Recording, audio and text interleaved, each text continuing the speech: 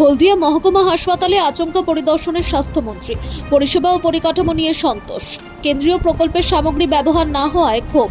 পূর্ব মেদিনীপুরের হলদিয়া মহকুমা হাসপাতালে শুক্রবার আচমকা পরিদর্শনে আসেন রাজ্যের স্বাস্থ্যমন্ত্রী। পূর্ব ঘোষণা ছাড়াই হাসপাতাল পরিদর্শনে এসে তিনি হাসপাতালের পরিকাঠামো, চিকিৎসা পরিষেবা, পরিচ্ছন্নতা এবং রোগীদের জন্য উপলব্ধ বিভিন্ন সুযোগ সুবিধার খুঁটিনাটি খতিয়ে দেখেন। পরিদর্শনের সময় স্বাস্থ্যমন্ত্রী হাসপাতালের বিভিন্ন ওয়ার্ড, বহির্বিভাগ, জরুরি বিভাগ এবং অন্যান্য গুরুত্বপূর্ণ পরিষেবা ঘুরে দেখেন। পাশাপাশি চিকিৎসক ও স্বাস্থ্যকর্মীদের আবাসন ব্যবস্থাও পর্যবেক্ষণ করেন। আবাসনের অবস্থা, প্রয়োজনীয় সুযোগ সুবিধা এবং কর্মপরিবেশ নিয়ে চিকিৎসক ও স্বাস্থ্যকর্মীদের সঙ্গে বিস্তারিত আলোচনা করেন তিনি। মন্ত্রী হাসপাতালের চিকিৎসক, নার্স, স্বাস্থ্যকর্মী, চিকিৎসাধীন রোগী এবং রোগীর পরিজনদের সঙ্গেও সরাসরি কথা বলেন। চিকিৎসা পরিষেবা, ওষুধের প্রাপ্যতা, চিকিৎসকদের উপস্থিতি, রোগীদের সুযোগ সুবিধা এবং হাসপাতালের সামগ্রিক পরিষেবা সম্পর্কে তাদের মতামত শোনেন। পাশাপাশি হাসপাতালের বিভিন্ন অংশ ঘুরে পরিষ্কার পরিচ্ছন্নতার বিষয়টিও গুরুত্ব সহকারে পর্যালোচনা করেন। হাসপাতালের পরিষেবা ও পরিচ্ছন্নতা নিয়ে তিনি সন্তোষ প্রকাশ করলেও কেন্দ্রীয় সরকারের পক্ষ থেকে রোগীদের সুবিধার্থে সরবরাহ করা বেশ কিছু সামগ্রী দীর্ঘদিন ধরে ব্যবহার না হওয়ার বিষয়টি তার নজরে আসে। এই ঘটনায় তিনি অসন্তোষ প্রকাশ করেন এবং সংশ্লিষ্ট কর্তৃপক্ষের কাছে কারণ জানতে চান। দ্রুত ওই সামগ্রীগুলি রোগীদের স্বার্থে ব্যবহারের নির্দেশ দেওয়ার পাশাপাশি ভবিষ্যতে এ ধরনের গাফিলতি যাতে না হয় সে বিষয়েও প্রয়োজনীয় পদক্ষেপ নেওয়ার নির্দেশ দেন। স্বাস্থ্যমন্ত্রীর এই আকস্মিক পরিদর্শনকে ঘিরে হাসপাতাল চত্বরে ব্যাপক তৎপরতা লক্ষ্য করা যায়। প্রশাসনের একাংশের মতে এ ধরনের আকস্মিক পরিদর্শনের মাধ্যমে সরকারি স্বাস্থ্য পরিষেবার মান আরও উন্নত হবে এবং হাসপাতালগুলির জবাবদিহিতা বৃদ্ধি পাবে।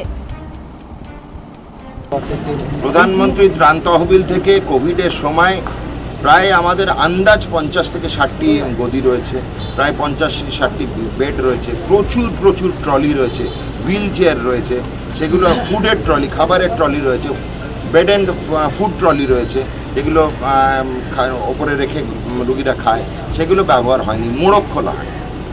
তো সেগুলো তো আমরা জানি 15 বছর ধরে স্বাস্থ্যমন্ত্রী স্বাস্থ্য ভবনে যাননি। 15 বছর মাননীয় প্রাক্তন মুখ্যমন্ত্রী তথা স্বাস্থ্যমন্ত্রী মমতা বন্দ্যোপাধ্যায় স্বাস্থ্য ভবনে ঢোকেন। কোনো স্বাস্থ্যমূলক ব্যবস্থা তো আপনি এক্সপেক্ট করছেন সে হলদিয়ার একটি প্রান্তিক হাসপাতালে তার স্টোর রুম ঘুরে দেখবে? আপনি এটা এক্সপেক্ট করেন? আপনাদের মনে হয়? কিন্তু অবাক লাগে এই চতুর্থ স্তম্ভ সেটা নির্বাক ছিল। আমি আপনাদেরকেও ছাড়বো না, এটা যেন টেলিকাস্ট হয়, আমি দেখবো। না, প্রথমটা হচ্ছে আমাদের নিজেদের মধ্যে ঝগড়াঝাঁটি করে ব্যাপারটা মিটিয়ে নেওয়া। যদি এরপরেও না মেটে শাস্তিমূলক ব্যাপার, 1-2 জনের ক্ষেত্রে হতে পারে, যেগুলো আমরা দেখেছি বড় গরমি, যেমন অগ্নিকাণ্ড হলে কি হবে সেটা তো আমি ফেলে রাখতে পারি না। অগ্নিকাণ্ড হলে কী হবে তার উত্তর দিতে ব্যর্থ হয়েছেন কিছু আধিকারিক, তাদের ব্যবস্থা নেব। শাস্তিমূলক কি শাস্তিমূলক নয় সেটা অন্য।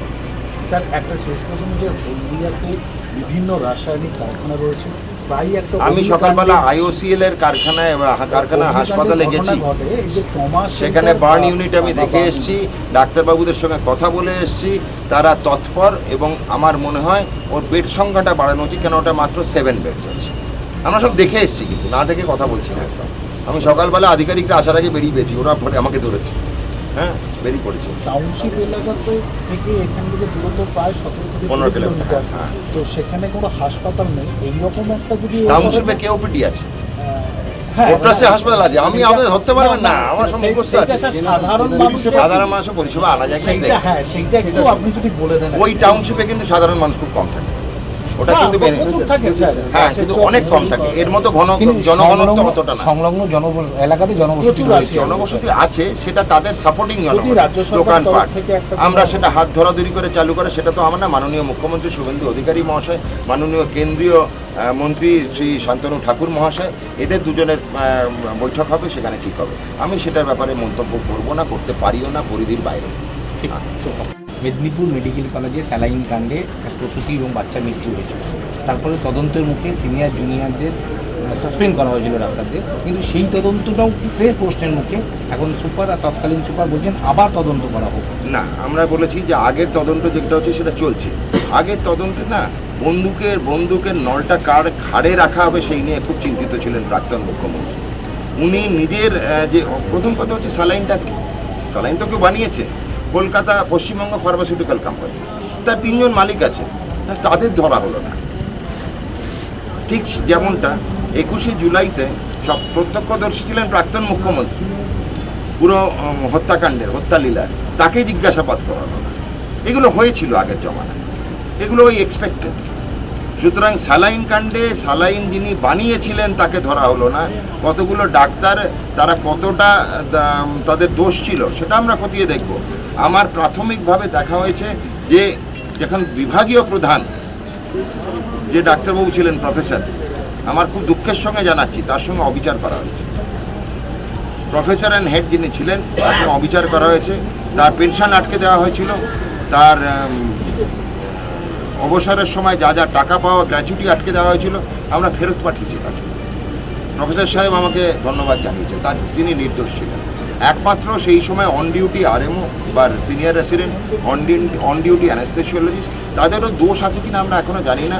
আমরা তদন্তটা এইটাই করছি যে সত্যিই কি দোষ ছিল না দোষারোপ করা হয়েছিল ভুলবশত বা ইচ্ছাকৃত বা কাউকে ঢাকার জন্য। সেবাশ্রয় ক্যাম্পে সেবাশ্রয় হচ্ছে পশ্চিমবঙ্গের ভোটের রাজনীতিতে সবথেকে বড় বুজরুকি, সবথেকে বড় সার্কাস।